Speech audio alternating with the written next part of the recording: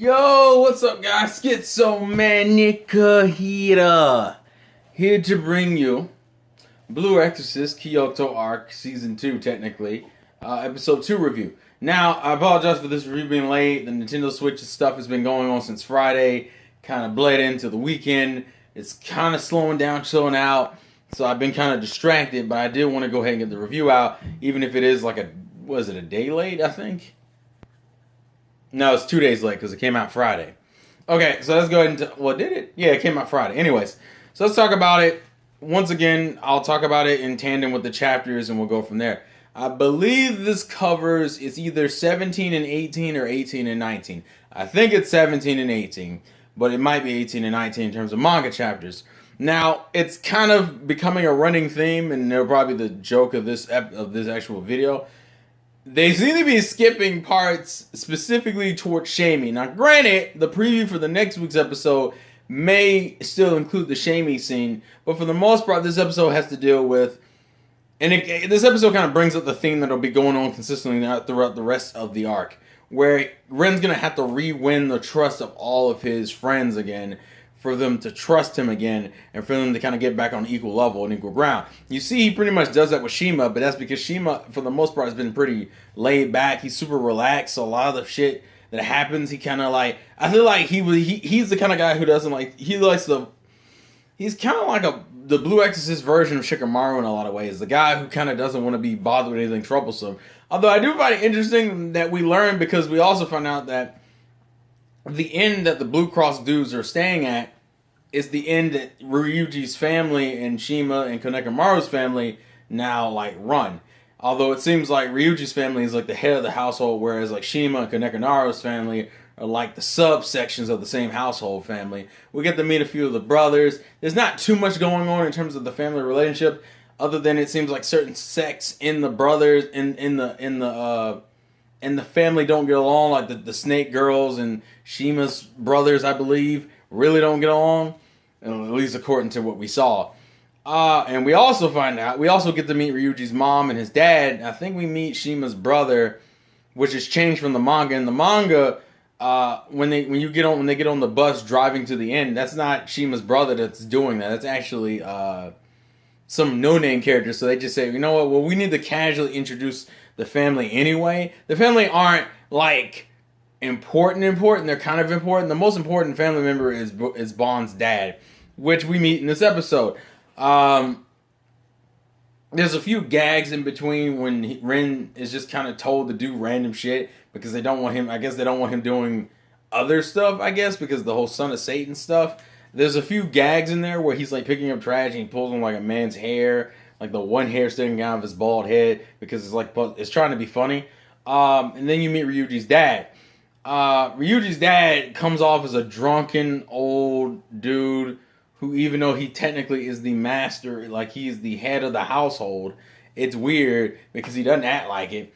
And then as we learn throughout the episode, Bond has a pretty bad history with him, which is primarily due to the fact that like it's kind of going that same Shonen Jump route where it's like your dad's head of household, he's cool to you as a kid, but then he starts doing a whole bunch of stuff that doesn't make any sense. It makes him come off as if he's like a punk, because he's like, it's like, oh, when they had the merger with the Order originally with Blue Cross, he kind of just was like, oh, I'm not handling anything, I'm hands off.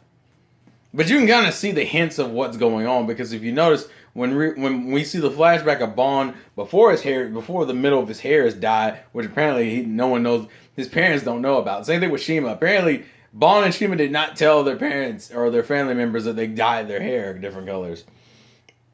But anyways, when he talks about how he wants to become an exorcist, it's obvious that he wants to like take over the family, and you can tell his dad's ulterior motive is why.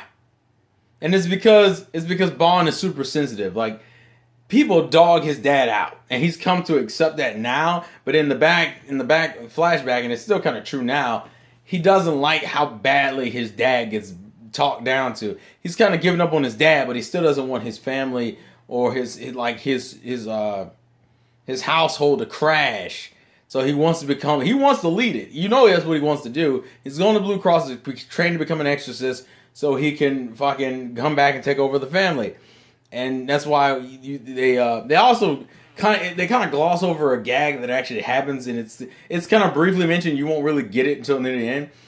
When they're eating their bentos, if you notice, Ryuji and Ren are both acting like they're drunk, and you're like, are they letting them drink sake? And then at the very end, Shura's like, oh, this is juice.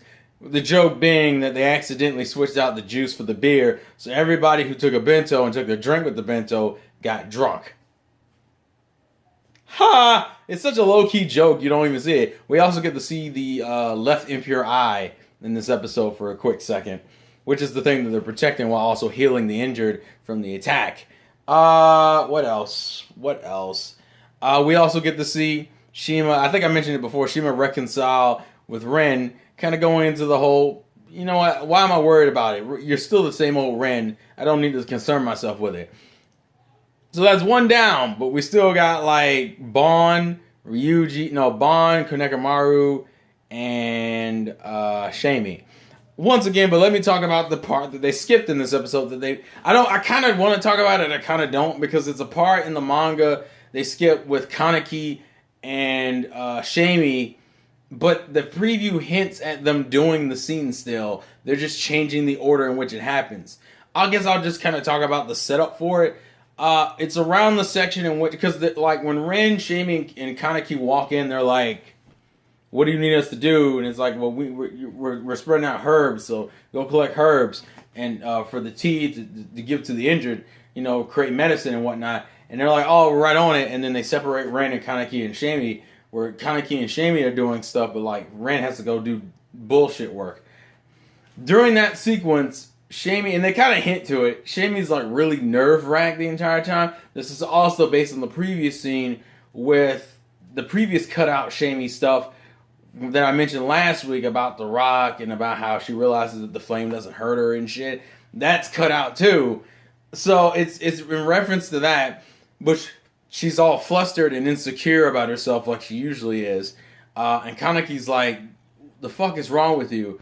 And they kind of have a cute little moment. It's like a cute development moment between Kaneki and Shamie, which was built up kind of in the beginning of the anime. Like in the first season, they kind of hinted towards that. That's something that consistently happens throughout the manga, and it comes to a head later on when we get to a certain arc that the anime probably won't even get to.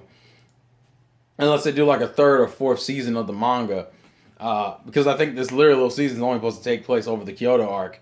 But there's a cute scene with Kaneki and Shamie kind of developing the relationship, which will all build into something as the arc progresses.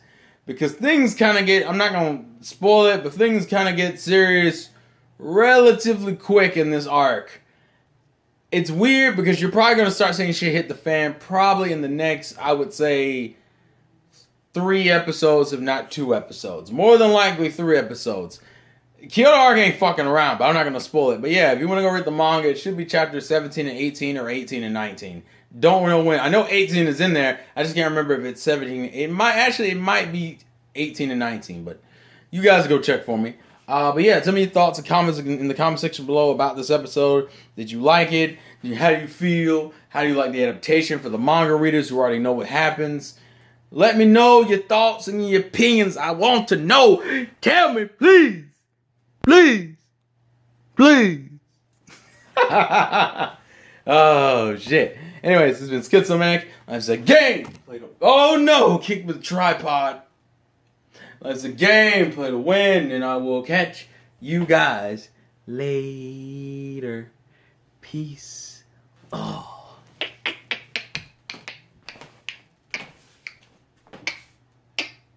Quack.